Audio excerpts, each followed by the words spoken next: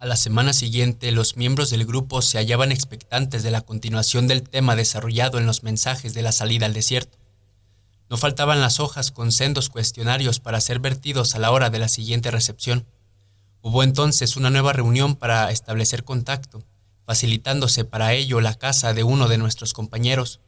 Allí se apersonaron todos con gran entusiasmo, y luego de los saludos pasamos rápidamente a la parte práctica, como era hacer una cúpula de protección personal y colectiva, utilizando la imaginación creativa y la canalización de energías. Luego, manteniendo el ritmo en las respiraciones, hicimos una relajación profunda y una meditación. Durante esta última se captaron los siguientes mensajes. Sí, somos vuestros hermanos guías en misión.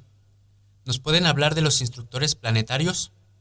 Ha habido muchos instructores en muy diversos momentos del planeta y de la humanidad, pero fueron 144 aquellos primeros que fueron enviados a contrarrestar la influencia nefasta del gobierno interno negativo que se constituyó a partir de los deportados a la Tierra. Si ustedes ya sabían de antemano que los disidentes extraterrestres iban a armar semejante jaleo, ¿por qué permitieron que actuaran y por qué no los dejaron aquí? Recordarán ustedes que el plan original era crear las condiciones de dificultad que permitieran lograr niveles de evolución nuevos y muy elevados mediante la lucha de opuestos, pues esa es una de las razones, y además porque esta disidencia surgió a raíz de la evolución del proyecto en la Tierra, por lo que no debe de ser superado y transmutado aquí mismo. Como la expectativa es grande sobre la Tierra, no se le ahorrarán pruebas y habrá entonces de soportarlas la humanidad para su crecimiento y sabiduría, así como por los requerimientos mismos del proyecto. Bien, siguiendo el relato, les diremos que después de la gran crisis generada con los Atlantes, se dispuso enviar un contingente de 144 instructores planetarios para que a partir de gente terrestre, llamados Zag Giga o Cabezas Negras, de la zona del Cáucaso y los montes Sagros, se pudieran acelerar y constituir un proceso alternativo de estimulación de la potencialidad humana, procurando, sin crear dependencias, el que la humanidad tomase conciencia de su rol y lo realizara, evolucionando definitivamente de la forma más original posible, superando así el ataque de las fuerzas negativas. El proyecto consistiría en establecer un grupo de ciudades-estado latamente civilizadas, como proyectos gigantescos comunitarios que permitieran un desarrollo sostenido a nivel físico, mental y espiritual. Los 144 instructores serían colaboradores en el despertar de las conciencias, procurando, por todos los medios, no crear ningún tipo de sujeción, para lo cual no permanecieran mucho tiempo aquí. En una siguiente etapa habrían evacuaciones y evaluaciones progresivas con visitas esporádicas hasta dejarlos solos pero encaminados. ¿Por qué 144? El número, como ya ustedes saben, no es algo arbitrario, sino que encierra también una clave activadora de la mente superior. Primero, es la unidad que habrán de alcanzar los seres humanos en la Tierra. Luego, la preparación que deberán mantener y finalmente la orientación que no deberán perder, así como la percepción de la ayuda solidaria de lo alto. También el 12 por 12 simboliza el trabajo de integración de la comunidad. Además, el 12 es el número del apostolado. Significa esto que cuando la potencialidad se empieza a desarrollar en el discípulo, ésta se pone a prueba. De allí la acechanza y porque bien saben que a toda fuerza se le opone otra de igual magnitud que va midiendo la importancia de cuánto van haciendo. Aquí, lo que no se estaba señalando era que el ser humano debe aprender que todas las capacidades que posee no le son concedidas para su beneficio, sino para la realización del servicio a los demás. También se habrán fijado que todo el número suma 9, y lo que se relaciona con el nacimiento hacia algo nuevo, pero a la vez un largo camino solitario, el del peregrino, y acepta que no teme llevar la luz consigo aun cuando solo sea la fe y la intuición la que le permitan avanzar en medio de la oscuridad. El plan dispuso la actuación de los instructores en la zona de Mesopotamia, en una época que ustedes conocen como la del desarrollo de la civilización sumeria. ¿Y qué pasó allí? Al principio todo funcionó tal cual estaba dispuesto sobre el grupo humano seleccionado, actuando ciertas personas llamadas ensis o pátesis como intermediarios con los instructores, que vuestras historias y leyendas confunden con dioses. Pero más adelante, cuando los instructores hubieron de marcharse, dejaron tras de sí una cultura altamente desarrollada en comparación con los demás pueblos existentes. Pero su mayor evolución fue puesta a prueba por las fuerzas satánicas del planeta y por aquellos simpatizantes de la disidencia que se apersonaron al planeta burlando el control de los vigilantes. Pero, ¿cómo puede ser posible que pudiesen pasar libremente? ¿Existía en aquel entonces la cuarentena planetaria? Nunca han pasado libremente, siempre ha habido control, aunque en aquella época era más flexible o menos rígido, y vuestra historia recuerda los continuos conflictos en el cielo que fueran muchas veces muy violentos. La cuarentena planetaria definitiva se dispuso a mediados de los 40, en el presente siglo terrestre, pero aún así siguen dándose tensiones. De allí, los casos de naves derribadas de las que ya hablamos anteriormente. ¿Qué pasó cuando se marcharon los instructores y vinieron los saboteadores? En algunos casos se pudo comprobar que, a pesar de haberlo evitado, los instructores habían creado dependencias, pues los pueblos seguían aguardando con gratitud y expectativa su retorno. Se habían establecido lazos emocionales y afectivos que fueron difíciles de romper. Esto fue aprovechado por los satánicos, que fueron recibidos con confianza para indisponer a las ciudades, una contra otra, convirtiendo pueblos civilizados y altamente tecnificados en maquinarias de guerra. Además, se encargaron de tergiversar la historia y hacerles creer a las más grandes comunidades humanas allí reunidas que habían sido utilizadas para el trabajo pesado, a conveniencia de los malos dioses antiguos, como hicieron llamar a los primeros instructores, y señalando como ejemplo la construcción de un sistema de canales que irrigaron todo el desierto, cuando en la realidad la intención con la que se los guió fue para que la gente misma convirtiera en un vergel toda aquella zona, y en beneficio de ella misma, porque allí habría de morar y desarrollarse, pudiendo extender todo el programa al planeta entero. Una vez que el proyecto funcionara, al contar ellos su propia versión de las cosas, manipularon de tal manera el ambiente que generaron resentimientos, confusión y caos. Hubo, pues, una primera época en que todo estuvo en paz y armonía, manteniendo el contacto con el espíritu y el cosmos, pero este contacto se perdió por la desconfianza que fue sembrada consecuencia de la intriga malintencionada, debido a que a algunos individuos y pueblos se les facilitó elementos, armas u objetos diversos para defenderse y someter a otros, estableciéndose así una desigual competencia.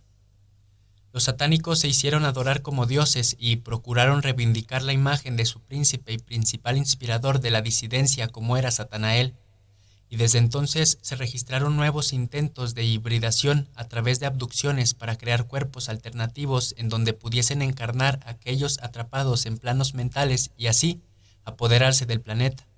La historia se volvió a complicar, sucediéndose las luchas e intervenciones para bien o para mal de uno y de otros, tratando de corregir los desaciertos o para enredar lo más posible e interferir para que se cancelara el proyecto definitivamente. Con el tiempo, Sumeria, dividida y enfrentada, fue víctima de otros pueblos más violentos y primitivos, como fueron los acadios, que estaban al margen del proyecto. Así, el trabajar sobre un colectivo amplio de individuos había fracasado, perdiéndose la identificación con el planeta e identificándose más bien con los de afuera, por lo que se debía hacer una revisión profunda de las intervenciones futuras, así como del control sobre civilizaciones ajenas al proyecto Tierra. ¿Y qué otras intervenciones se dieron a continuación? Al fracasar el proyecto sumerio, se decidió variar la forma de intervención. En una nueva etapa se escogerían grupos más reducidos y en vez de trabajar los instructores a través de un intermediario o mediador, como fueron los pates y sumerios, se trabajaría con toda la élite seleccionada y procurando centrarse en la unidad de un solo pueblo integrado. Y así surgió el proyecto egipcio, siendo los escogidos los que ustedes conocen como los sacerdotes. ¿Por qué no evitaron todos los intermediarios y se dirigieron los instructores directamente al pueblo?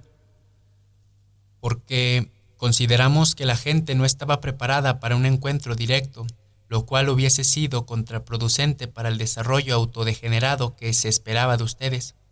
¿Acaso no ha sido más contraproducente la utilización de intermediarios que con el tiempo se consideraron dueños de la verdad, aprovechándose de lo recibido y hasta negociando con ella?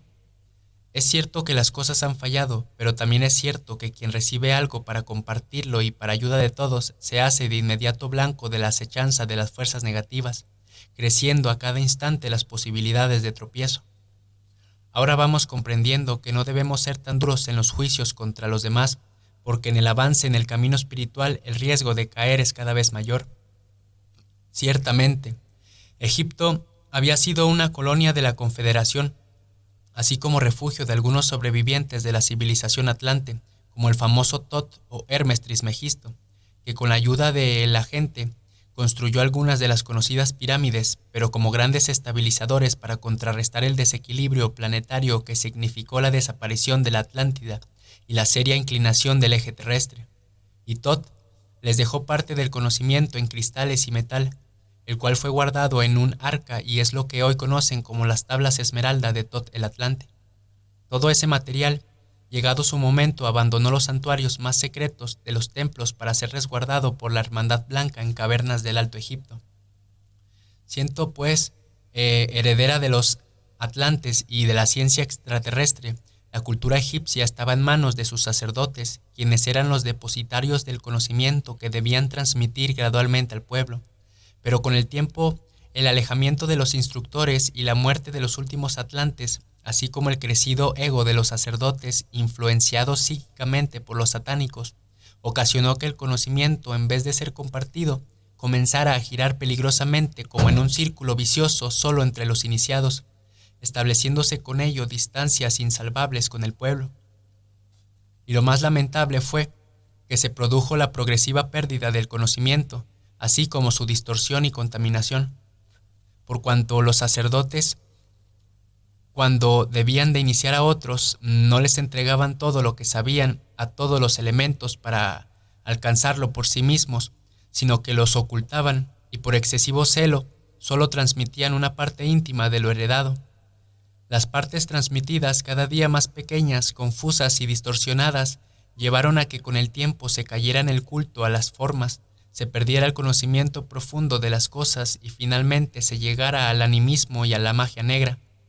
Los templos se convirtieron así en puertas dimensionales abiertas a los bajo astrales, deseosos de alimentarse parásitamente de la energía de la gente para tributarla en parte a los ángeles caídos o satánicos atrapados en una cuarta dimensión de la tierra, para incrementar así su fuerza psíquica y capacidad manipuladora. Pero a través de los vigilantes no podían haber previsto las distorsiones y corregirlas sobre la marcha. Lo cierto es que, aunque existían guardianes y vigilantes, los problemas que surgieron en el pasado relativos a mestizaje y otras transgresiones habían llevado a que se los mantuviese relativamente alejados para que no se repitiesen aquellos errores, y cuando se quiso reaccionar era tarde. Pero sí se experimentaron variaciones a manera de un rescate de lo anteriormente perdido, como fue el caso del proceso de Akenatón. Pero no duró lo suficiente, interrumpiéndose al poco tiempo, y en otros lugares también se hicieron modificaciones a los proyectos, tal es el caso de la civilización olmeca y de la cultura maya. Allí también intervinieron claramente, y como en el caso de los egipcios, los mayas también concentraron el poder y el conocimiento en manos de los sacerdotes, olvidándose al poco tiempo su misión y rompiéndose por tanto la fuente de conexión con su pueblo, distorsionándose su misión. Fue tal su temor a que la enseñanza se corrompiera y contaminara que finalmente su actitud contribuyó a la pérdida, el extravío y el olvido. A fallar el proyecto egipcio, se decidió hacer modificaciones, para lo cual se escogió trabajar ya no sobre un colectivo grande ni sobre uno pequeño, sino más bien programar a un colectivo a través de la genética de un individuo. Tal fue el caso de Abraham y su descendencia, que hoy es tanto árabe como israelí. Abraham era una persona especial por cuanto era un psíquico muy sensible y alguien de una gran inteligencia, que fácilmente podía entrar en contacto mental con los guardianes y vigilantes, así como captar con profundidad y asumir gran parte del conocimiento que se le transmitió, con decirles de que supo captar la idea de un origen único y trascendente, más allá de las fuerzas de la naturaleza y de esencia espiritual, al que hoy llamamos todos Dios, y esto en una época de un gran primitivismo y estrechez mental. Lo que se quiso hacer con el patriarca Abraham fue perpetuar las facultades y aptitudes de este gran ser, para que con el tiempo surgiera a través de él un grupo humano que pudiese actuar con sabiduría e intuición como los guías espirituales del resto. Y la selección del lugar también tuvo sentido por cuanto Canaán o lo que actualmente es el territorio de Israel, iba a ser un puente natural para el fluir de los pueblos de aquella zona. Así que era el mejor sitio para ubicar a un grupo de gente que pudiese influenciar positivamente sobre los demás, con sabiduría y una orientación moral y ética, aun cuando su ejemplo posterior de ninguna manera fue el ideal. Y es que la historia que mencionan vuestros libros sagrados es la síntesis de la humanidad, con sus defectos y virtudes, con sus errores y aciertos, con todo lo bueno y lo malo. ¿Cuál fue el propósito de las continuas intervenciones a lo largo de la historia bíblica, especialmente en los nacimientos de hijos de padres estériles, como en el caso de Isaac, Jacob, José, Sansón, Samuel, Juan el Bautista, María y Jesús?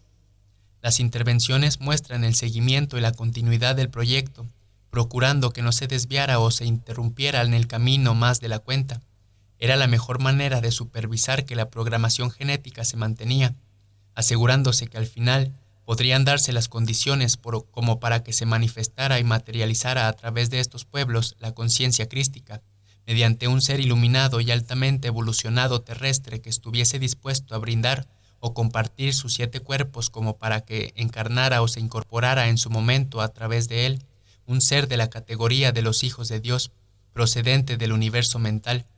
Esta transmigración duraría poco tiempo, pero el suficiente como para que esta coexistencia apoyase al enviado en su labor, para luego dejarlo culminar por él mismo con éxito su misión en representación de todos, inspirando y mostrando el camino a la humanidad. Todo eso está como muy complicado, quizá podrían aclararlo mejor.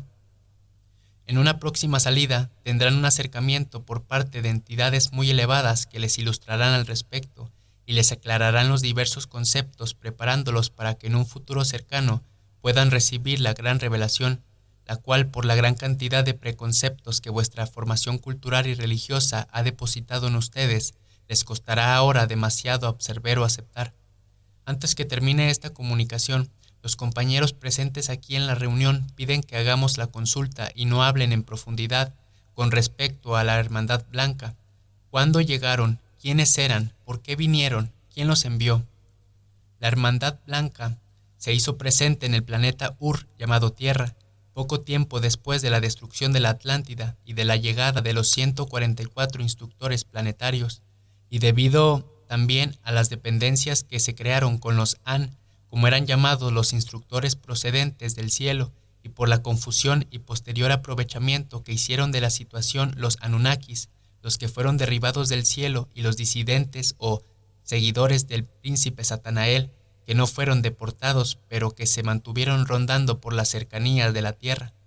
Los miembros de la Hermandad Blanca llegaron y aterrizaron en el desierto del Gobi, en la Mongolia, y desde allí establecieron una red de túneles y galerías por todo el planeta, donde guardaron los archivos en ideogramas o símbolos grabados en láminas metálicas de diversas aleaciones y en esferas de cristal.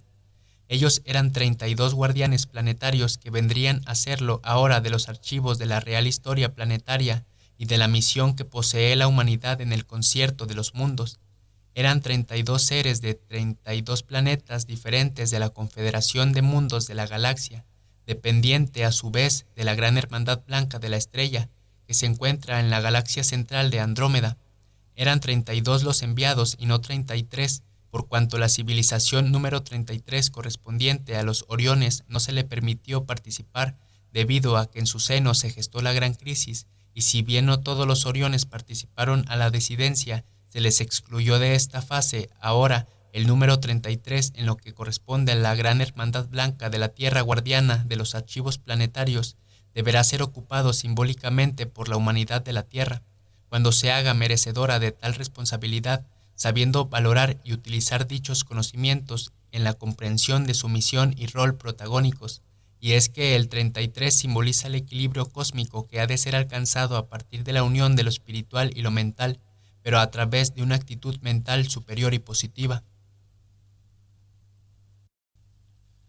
Como el primer grupo de la Hermandad Blanca eran extraterrestres, estos se encargaron de preparar a algunos sobrevivientes de la Atlántida, mestizos cósmicos, para reemplazarlos más adelante en su tarea de guardianes, y luego estos a su vez fueron preparando a algunos terrestres evolucionados, maestros espirituales de diversas procedencias religiosas y místicas, para ocupar ese lugar, lo cual ha venido ocurriendo en los últimos 3000 años vuestros.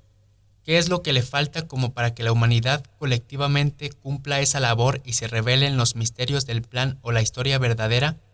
Cuando hayan caminado lo suficiente como individuos y como grupo, conociéndose, aceptándose y venciéndose con voluntad de cambio, no solo comprenderán el plan, sino que ya estarán listos y dispuestos a arriesgarse a realizarlo. ¿Por qué en las comunicaciones recibidas desde los inicios de la experiencia de contacto se hablaba de 144 miembros de los grupos nuestros que en nombre de todos accederían a parte de los archivos? ¿Qué tienen que ver estos 144 con los 144 instructores planetarios del pasado? ¿Por qué la coincidencia numérica? Se necesita que en vuestro planeta se formen los instructores del nuevo tiempo o de una nueva humanidad, y todo el trabajo nuestro está orientado hacia la formación de semejante equipo de trabajo, integrado por miembros terrestres de grupos de contacto en pleno trabajo de interiorización y conexión con los demás y con el cosmos.